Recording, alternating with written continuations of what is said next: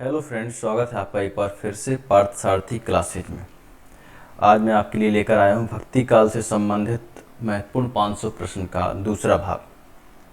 तो चलते हैं पहले प्रश्न की ओर। 21वें नंबर का प्रश्न है ये।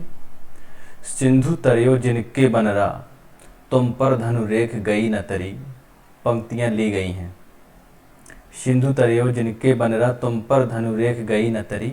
पंक्तियाँ ली गई हैं। पहला ऑप्शन है रामचरितमानस से, दूसरा रामचंद्र का से, तीसरा हनुमान नाटक से और चौथा ऑप्शन है हनुमान बाहुक से। तो इसका आंसर है रामचंद्र का से। रामचंद्र का जो कि केशवदास ने लिखी है, 1601 में इसको लिखा गया था, जबकि रामचरितमानस तुलसीदास जी द्वारा, हनुमान नाटक हृदय राम के द्वारा और हनुमान बाहुक जो छोटी सी रचना है तुलसीदास के द्वारा लिखी गई है। चलते अगले प्रश्न की ओर। 22वें नंबर का प्रश्न है। सन 9 से 27 आहा, कथा आरंभ बैन कवि कहा। सन 9 से 27 आहा, कथा आरंभ बैन कवि कहा। पंक्तियां हैं।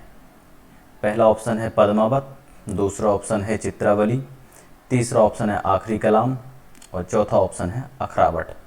तो इसका आंसर है पद्मावत। 927 हिजरी संवत में ये इसको लिखा गया था। तो सन 9 से 27 मतलब 9 से 27 ज़्यादा, मतलब 927 हिजरी संवत में इसको लिखा गया था और ये 1520 ईस्वी में इसको माना जाता है और कुछ किताबों में इसका 1540 में लिखा हुआ है। अगले प्रश्न की ओर चलते हैं। 23वें नंबर का प्रश्न है।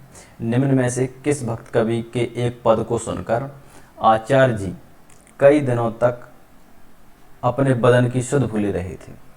निम्न में से किस भक्त कवि के एक पद को सुनकर आचार्य जी कई दिनों तक अपने बदन की सुध भूले रहे थे। पहला ऑप्शन है सूरदास, दूसरा परमानंद दास, तीसरा ऑप्शन है नंददास, चौथा ऑप्शन है कृष्णदास। तो इसका आंसर है परमानंद दास। अगले प्रश्न की ओर चलते हैं। 24वें नंबर का प्रश्न है। मानस प्रेम भयो बैकुंठी। मानस प्रेम भयो बैकुंठी। पंक्तियां हैं। पहला ऑप्शन है सूरदास, दूसरा ऑप्शन है कबीरदास, तीसरा ऑप्शन है जायसी, चौथा ऑप्शन है तुलसीदास। ये प्रश्न एक बार यूजीसी नेट परीक्षा में भी पूछा जा चुका है। तो इसका आंसर हुआ जायसी, मलिक मोहम्मद जायसी इसका आंसर हो गया। अगले प्रश्न की ओर चलते हैं। 25वें नंबर का प्रश्न है। भा अवतार मोर नौ सदी, 30 बरस ऊपर कवि बदी। भा अवतार मोर नौ सदी, 30 बरस ऊपर कवि बदी। ये पंक्तियां हैं। पहला ऑप्शन है पद्मावत से, दूसरा ऑप्शन है चित्रावली से, तीसरा ऑप्शन है आखिरी कलाम से और चौथा ऑप्शन है अखरावट से। तो इन चारों में से किसी एक में से ये पंक्तियां ली गई हैं। इनमें कवि जो है अपने जन्म के संबंध में बता रहा है कि 9वीं सदी में उसका जो है जन्म हुआ है हिजरी संबंध में। तो इसका आंसर है आखिरी कलाम। आखिरी कलाम में ये पंक्तियाँ ली गई हैं आखिरी कलाम से। अगले प्रश्न की ओर चलते हैं। छेताई वार्ता, 26वें नंबर का प्रश्न है। छेताई वार्ता के रचनाकार हैं। पहला असायत ऑप्शन है, दूसरा ऑप्शन है ईश्वरदास, तीसरा ऑप्शन है नारायण दास और चौथा ऑप्शन है कुशल लाभ।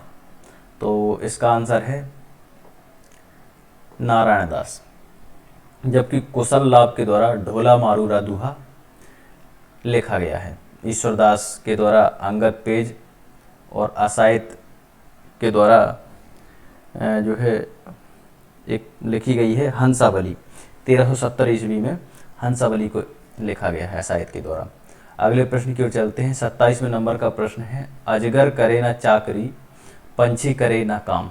काफ़ी चर्चित ये पंक्ति है, तो आशा करता हूँ ये सभी को आता होगा ये प्रश्न। पहला ऑप्शन है कबीरदास, दूसरा ऑप्शन है तुलसीदास, तीसरा ऑप्शन है रहीमदास, चौथा ऑप्शन है मलूकदास। इसकी जो अगली पंक्तियाँ हैं इन पंक्तियों के बाद, तो उसमें उनका नाम जो है जाहिर हो जाता है। तो इसका आंसर है मलूकदास। अजगर करे ना चाकरी, पंछी करे ना काम, दास मलूका कहे गए सबके दाता राम। अगले प्रश्न की ओर चलते हैं। 28वें नंबर का प्रश्न है। आलवार भक्तों के पद किस भाषा में हैं? पहला ऑप्शन है तमिल, दूसरा ऑप्शन है तेलुगु, तीसरा ऑप्शन है हिंदी, चौथा ऑप्शन है कन्नड़। तो इसका आंसर है तमिल। अगले प्रश्न की ओर चलते हैं। 29वें नंबर का प्रश्न है, मुगल शासक शेरशाह की प्रशंसा किस काव्य में की गई है? मुगल शासक शेरशाह की प्रशंसा किस काव्य में की गई? सूफी काव्य की यह परंपरा रही है कि जो अपने वर्तमान समय में जो भी शासक जो रहते थे उनकी प्रशंसा उनकी शुरुआत में जो काव्य होता था उसमें की जाती थी। तो पहला ऑप्शन है पद्मावत, दूसरा ऑप्शन है चित्रावली, तीसरा ऑप्शन है आखिरी कलाम, चौथा ऑप्शन है अखरावटी। चारों ही सूफी काव्य से संबंधित है, सूफी साहित्य से संबंधित जो रचनाएं हैं। तो इसका आंसर हो गया पद्मावत। पद्मावत में मलिक मोहम्मद जायसी ने शेरशाह जी की स्तुति की है, प्रशंसा की है शुरुआत में। अगले प्रश्न की ओर चलते हैं। रचना काल की दृष्टि से निम्न रचनाओं का सही अनुक्रम है। यूजीसी नेट परीक्षा हो चाहे प्रोफेसर, असिस्टेंट प्रोफेसर संबंधित जो भी भर्ती परीक्षा होती हैं, इसमें ये क्रम से संबंधित, ये अनुक्रम से संबंधित लगभग 5 से 10 क्वेश्चन तक आते हैं। तो यही देखते हैं, रचना काल की दृष्टि से निम्न रचनाओं का सही अनुक्रम क्या है। पहला जो है ऑप्शन है वो है हंसावली, उसके बाद सत्यवती कथा, मृगावती, पद्मावत।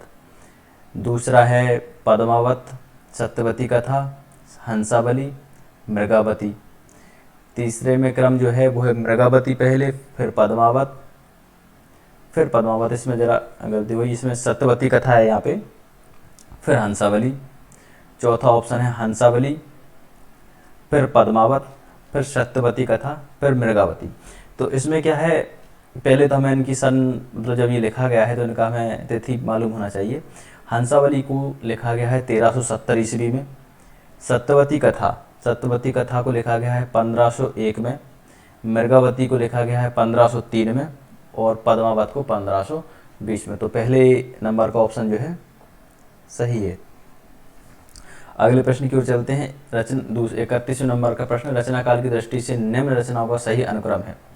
पहला ऑप्शन है रूपमंजरी, उसके बाद चित्रावली, छताई वार्ता, रसरतन। दूसरे ऑप्शन में है रूपमंजरी को पहले दिया गया है, फिर छताई वार्ता, चित्रावली, फिर रसरतन। तीसरे नंबर का ऑप्शन है उसमें छताई वार्ता पहले है, फिर चित्रावली है, रूपमंजरी, रसरतन। इसी प्रकार चौथा जो ऑप्शन है उसमें रसरतन, छताई वार्ता, चित्रावली और रूपमंजरी। तो इन चारों रचनाओं को हम देख लेते हैं। पहले रूपमंजरी जो है 1568 में लिखी गई है, नंददास के द्वारा इसको लिखा गया है। दूसरा उस्मान के द्वारा चित्रावली जो लिखी गई है वो 1613 में लिखी गई है। छताई वार्ता जो है नारायण दास के द्वारा लिखी गई है 1590 में, और रसरतन पोहेकर कवि के द्वारा 1618 में लिखी गई है। तो सबसे पहले हम देख लेते हैं। सबसे पहले आएगा रूपमंजरी, फिर आएगा छताई वार्ता, फिर चित्रावली, उसके बाद रसरतन। तो इसका आंसर हो गया दूसरा, नंददास के द्वारा रूपमंजरी को लिखा गया है। अगले प्रश्न की ओर चलते हैं। 32वें नंबर का प्रश्न है, निम्न में से कौन एक रामानंद के शिष्य थे? पहला ऑप्शन है सूरदास, दूसरा तुलसीदास, तीसरा कबीरदास, चौथा छीत स्वामी। तो इसका आंसर है कबीरदास। इनके जो है रामानंद जी के जो शिष्य थे उनका क्रम पूछ लेते हैं कईयों बार। तो देखते हैं इसका, इनका क्रम है, पहले अनंतानंद, सुखानंद, सुरसुरानंद, नरहरयानंद, भावानंद, पीपा, कबीरदास, सैना, धन्ना, रैदास, पद्मावती और सुरसरी। अगले प्रश्न की ओर चलते हैं। 33वें नंबर का प्रश्न है, श्री संप्रदाय की स्थापना किसने की? पहला ऑप्शन है रामानुजाचार्य, दूसरा रामानंद, तीसरा मध्वाचार्य और चौथा शंकराचार्य। तो इसका आंसर हो गया रामानुजाचार्य। श्री संप्रदाय की काफ़ी महत्वपूर्ण रहे हैं रामानुजाचार्य। जैसे इसकी स्थापना, श्री संप्रदाय का प्रवर्तन रंगनाथ मुनि के द्वारा 824 ईस्वी में, 824 ईस्वी उनका में जन्म हुआ था रंगनाथ मुनि का। तो 9वीं सदी में इनकी प्रवर्तन उन्होंने किया था। यदि वो रंगनाथ मुनि यदि ऑप्शन में नहीं है तो आंसर इसका रामानुजाचार्य अपन को लगाना है। अगले प्रश्न की ओर चलते हैं। 34वें नंबर का प्रश्न है, सनकादि संप्रदाय का प्रवर्तन किसने किया? तो इसका पहला ऑप्शन है मध्वाचार्य, दूसरा निम्बकाचार्य, तीसरा वल्लभाचार्य, चौथा रामानंद। तो इसका आंसर हो गया निम्बकाचार। अगले प्रश्न की ओर चलते हैं। 35वें नंबर का प्रश्न है, अद्वैतवाद के प्रवर्तक हैं। पहला ऑप्शन है निम्बकाचार्य, दूसरा राघवानंद, तीसरा रामानंद और चौथा ऑप्शन है शंकराचार्य। तो इसका आंसर हो गया शंकराचार्य। अगले प्रश्न की ओर चलते हैं। 36वें नंबर का प्रश्न है, संस्कीर्त है कूप जल, भाषा बहता नीर। ये पंक्तियाँ किस कवि से संबंधित हैं? पहला ऑप्शन है कबीरदास, दूसरा विद्यापति, तीसरा तुलसीदास, चौथा ऑप्शन है सूरदास। तो इसका आंसर हो गया कबीरदास जो है इसका आंसर है। संस्कीर्त है कूप जल, भाषा बहता नीर। मतलब जो उस समय में जब इन्होंने रचना काल जो है उस समय इन्होंने अपनी जो भाषा थी वो सदोक्कड़ी भाषा का प्रयोग किया है। मतलब उनकी भाषा में संस्कृत के शब्दों का प्रयोग, तत्सम शब्दों का प्रयोग कम है और जो प्रचलित जो भाषा थी उनका प्रयोग अधिक है। अगले प्रश्न की ओर चलते हैं। 37वें नंबर का प्रश्न है, प्रभु जी तुम चंदन हम पानी। पंक्तियाँ हैं, काफ़ी प्रसिद्ध हैं ये पंक्तियाँ। पहला ऑप्शन है रैदास, दूसरा मलूकदास, तीसरा मीराबाई, चौथा सूरदास। तो इसका आंसर है रैदास। रैदास जी जो है मीराबाई के गुरु माने जाते हैं। 38वें नंबर का प्रश्न है, जन्मकाल की दृष्टि से निम्न कवियों का सही अनुक्रम है। तो पहले जो ऑप्शन है उसमें देख लेते हैं अनुक्रम क्या है। नानक, फिर कबीर, उसके बाद सुंदरदास, फिर दादू। इसी प्रकार दूसरे ऑप्शन में पहले कबीर, फिर नानक, फिर दादू, फिर सुंदरदास। तीसरे ऑप्शन में पहले कबीर, फिर दादू, फिर नानक, फिर सुंदरदास। और जो चौथा ऑप्शन है उसमें क्रम है नानक को पहले दिया गया, फिर सुंदरदास को, फिर कबीर को, फिर दादू को। तो इनका पहले हम जन्मकाल देख लेते हैं। नानक का जन्म जो है हुआ है 1469 में। उसके बाद जो कबीर ऑप्शन दिया गया है, कबीर का जन्म हुआ है 1398 में। सुंदरदास का जन्म हुआ है 1596 में और दादू का जन्म हुआ है 1544 में। तो इसका आंसर हो जाएगा अपना दूसरे नंबर का, क्योंकि सबसे पहले कबीरदास जी का जन्म हुआ है 1398 में। यदि रैदास यदि ऑप्शन होता तो रैदास का जन्म जो है कबीरदास से भी पहले माना जाता है। अगले प्रश्न की ओर चलते हैं। 39वें नंबर का प्रश्न है, प्रेम वाटिका के रचनाकार हैं। पहला ऑप्शन है रैदास, दूसरा जायसी, तीसरा रसखान, चौथा ऑप्शन है सूरदास। तो इसका आंसर है रसखान। रसखान की एक अष्टयाम भी बहुत महत्वपूर्ण रचना है। अगले प्रश्न की ओर चलते हैं। 40वें नंबर का प्रश्न है, निम्न में से कौन सी रचना जायसी की नहीं है? पहला ऑप्शन है पद्मावत, ये तो काफ़ी महत्वपूर्ण है ही, सभी लोग जानते होंगे इससे। दूसरा अखरावट, तीसरा मधुमालती, चौथा ऑप्शन है आखिरी कलाम। तो इसका आंसर हो गया मधुमालती, क्योंकि इसको मंझन कवि के द्वारा लिखी गई थी। तो इस प्रकार ये 20 प्रश्न हो गए। टोटल जो है 40 प्रश्न हो चुके हैं भक्ति काल से संबंधित अभी तक, और इसके आगे का अलग दूसरा भाग आएगा। तब तक के लिए इस चैनल को आप देखते रहिए और रिवीजन जो है इसका करते रहिए।